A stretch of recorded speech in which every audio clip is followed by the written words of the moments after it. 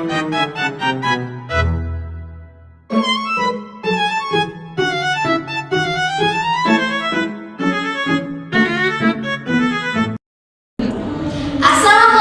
warahmatullahi wabarakatuh. Halo semuanya, kenalin kami dari mahasiswa Fakultas Keperawatan, Prodi Ilmu Keperawatan Universitas Jember, kelas A. Sebelumnya perkenalkan, saya Nadira Arinda Abela dengan NIM 252310101012. Dan saya Aurelia Cantika Salsabila dengan NIM 252310101011. Jadi di sini kami akan menjelaskan tentang posisi anatomi dan arah gerakan anatomi.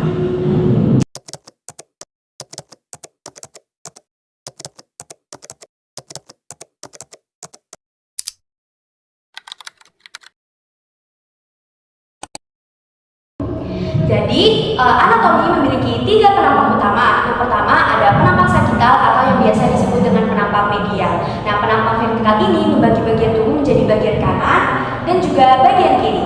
Kemudian yang kedua ada penampang frontal atau yang biasa disebut dengan penampang koronal.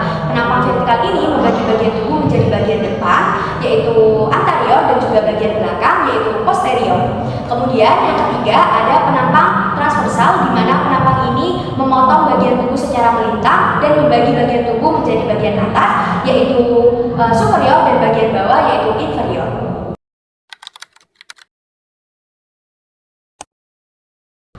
Jadi di sini saya akan menjelaskan tentang istilah-istilah anatomi. Yang pertama ada anterior. Anterior itu lebih dekat ke depan. Contohnya lambung terletak anterior terhadap limpa. Kemudian yang kedua ada median. Median itu adalah bagian tengah atau lebih dekat kepada medial. Contohnya jari manis terletak median terhadap ibu jari. Kemudian ada superior. Superior itu terletak lebih dekat kepada atas. Contohnya mulut terletak superior terhadap dagu. Kemudian ada dextra. Dextra itu bagian kanan. Kemudian ada ventral. Ventral itu bagian depan ruas tulang belakang. Kemudian ada internal. Internal itu bagian dalam. Kemudian ada proksimal. Proksimal itu adalah pangkal tubuh. Contohnya siku terletak proksimal terhadap telapak tangan. Kemudian ada parietal. Parietal itu adalah lapisan luar.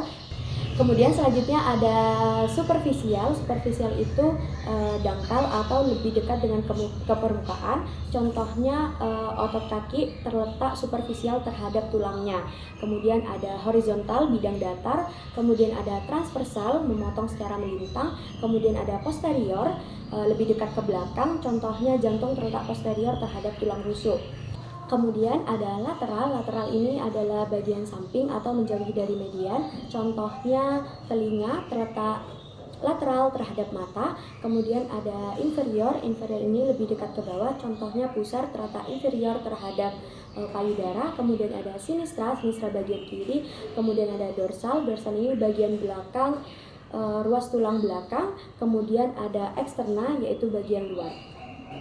Baik, untuk selanjutnya saya akan meneruskan dari penjelasan teman saya.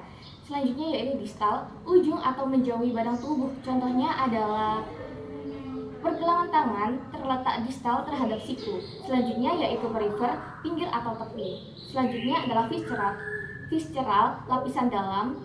Selanjutnya adalah profunda, dalam atau lebih jauh dari permukaan. Contohnya adalah tulang hasta dan tulang pengumpil terletak profunda terhadap otot lengan bawah. Selanjutnya yaitu vertica, adalah bidang tegak. Selanjutnya yaitu longitudinal, adalah potongan memanjang. Sentral bagian tengah. Ascendent bagian naik. Descendant bagian turun. Cranial adalah bagian kepala. Caudal adalah bagian ekor. Palmar ke arah palmaris manus atau anggota gerak atas. Plantar adalah ke arah plantar pedis atau anggota gerak bawah. Ulnar adalah ke arah ulna atau tulang hasta. Radial adalah ke arah radius atau tulang pengumpil. Tibial adalah ke arah tibia atau tulang kening. Fibular adalah ke arah fibula atau tulang betis.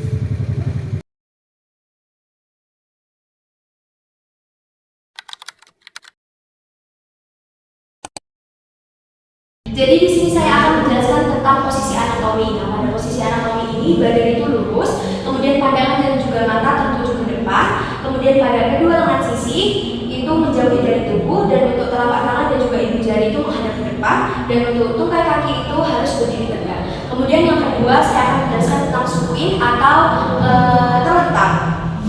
Pada bagian ini badan itu lurus, kemudian pandangan dan juga mata itu menuju ke atas. Sebenarnya posisi ini tuh hampir sama dengan posisi anatomi, hanya saja yang membedakan itu bidangnya. Ketika sukuin itu bidangnya horizontal, ketika anatomi itu bidangnya vertikal. Kemudian yang ketiga ada prone atau tengkurap. Jadi pada posisi ini punggung itu menghadap ke atas dan untuk pandangan dan juga mata menghadap ke bawah seperti ini.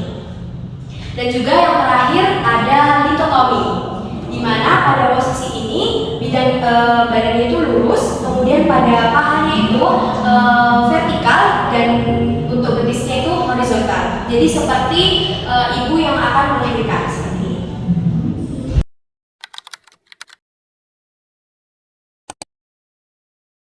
Baik, untuk selanjutnya di sini saya akan menjelaskan mengenai arah gerakan anatomi.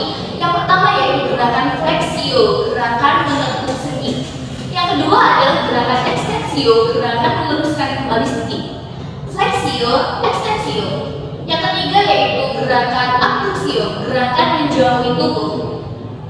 Selanjutnya gerakan adduksio, gerakan mendekati tubuh. Abduksio, adduksio.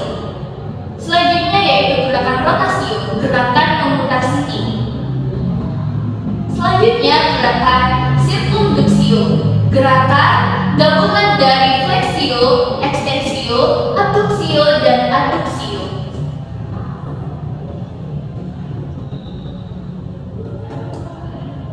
Selanjutnya adalah gerakan elevasi, gerakan mengangkat. Selanjutnya adalah gerakan depresi, gerakan menurunkan. Elevasi, depresi. Selanjutnya yaitu gerakan inversi, gerakan memiringkan telapak kaki ke arah dalam. Selanjutnya adalah gerakan eversi, gerakan memiringkan telapak kaki ke arah luar. Selanjutnya adalah gerakan pronasi, gerakan mengaitkan tangan. Selanjutnya adalah gerakan supinasi, gerakan menelungkupkan tangan. Selanjutnya adalah gerakan endorotasi, gerakan rotasi ke arah dalam. Selanjutnya adalah gerakan exorotasi, gerakan rotasi ke arah luar.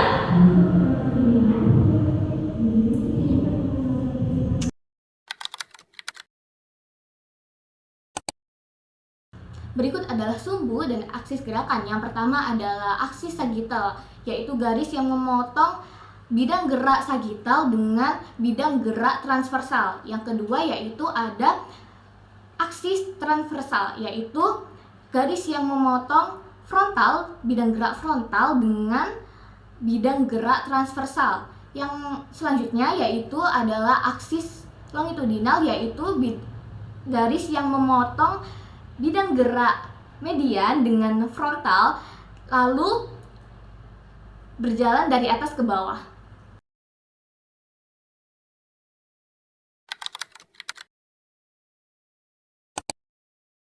Baik, untuk berikutnya adalah istilah anatomi untuk bagian tubuh yang menonjol. Untuk yang pertama yaitu prosesus, nama umum untuk taju atau tonjolan. Yang kedua adalah spina, adalah taju yang sangat tajam.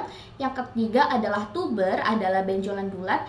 Selanjutnya adalah tuberculum, yaitu benjolan bulat yang kecil. Selanjutnya adalah crispa, adalah gerigi atau tepi.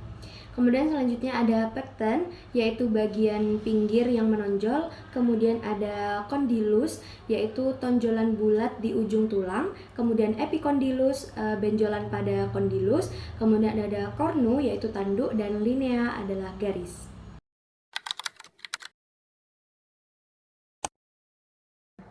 Yang kedua ada nama istilah yang menyatakan bagian tubuh lengkung. Yang pertama ada fossa, yaitu nama umum. Kemudian ada fossula, fossa yang kecil. Kemudian ada fovea, fossa yang kecil. Selanjutnya yaitu foveola, adalah fovea yang kecil. Selanjutnya adalah sulcus, adalah alur. Selanjutnya adalah incisura, yaitu takik.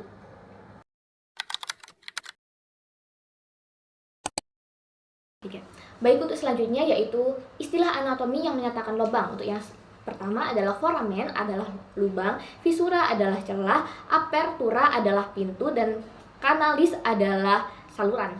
Kemudian ada ductus yaitu pembuluh, kemudian ada meatus yaitu liang, kemudian ada cavum yaitu rongga, dan selula adalah ruang kecil. Selanjutnya kami akan menjelaskan rongga-rongga yang ada di dalam tubuh. Yang pertama ada rongga pada bagian kepala, yaitu rongga tengkorak yang biasa disebut dengan cavum cranialis, yang isinya itu meliputi otak besar cerebrum, kemudian otak kecil cerebellum, dan batang otak yaitu brainstem. Kemudian yang kedua ada rongga mata yang bernama cavum orbital, yang isinya itu bola mata yang bernama orbita. Kemudian selanjutnya ada rongga hidung yang bernama cavum nasi, yang isinya itu tempat keluar masuknya udara pernafasan. Selanjutnya ada rongga mulut yang bernama cavum oris, isinya itu meliputi lidah dan juga gigi. Selanjutnya yang terakhir ada rongga telinga tengah yang bernama cavum tympani. Isinya itu tulang-tulang pendengaran seperti malleus, incus, dan stapes. Selanjutnya yang kedua ada rongga-rongga pada tubuh. Yang pertama ada rongga pada dada, yaitu yang bernama cavum thoracis, yang isinya itu meliputi paru-paru yaitu pulmo, kemudian ada jantung yaitu kardio, kemudian ada pembuluh darah aorta, ada pembuluh darah vena cava, kemudian ada arteri, ada vena pulmonalis, ada trakea, ada bronkus, dan ada eosopagus. Yang kedua yaitu ada rongga perut atau yang disebut juga dengan cavum abdomen, isinya meliputi lambung atau gaster, usus halus yang terdiri dari intestinum, duodenum, dan jejunum. Lalu ada usus besar atau colon, kelenjar pankreas, limpa atau lien, hati atau hepar, dan ginjal atau renal. Selanjutnya yaitu rongga panggul atau cavum pelvis, isinya meliputi kandung kemih atau yang disebut juga dengan vesika urinaria, rectum, dan pada laki-laki kelenjar prostat, perempuan terdapat rahim atau uterus, dan indung telur yang disebut juga dengan ovarium. Sekian video dari kami. Mohon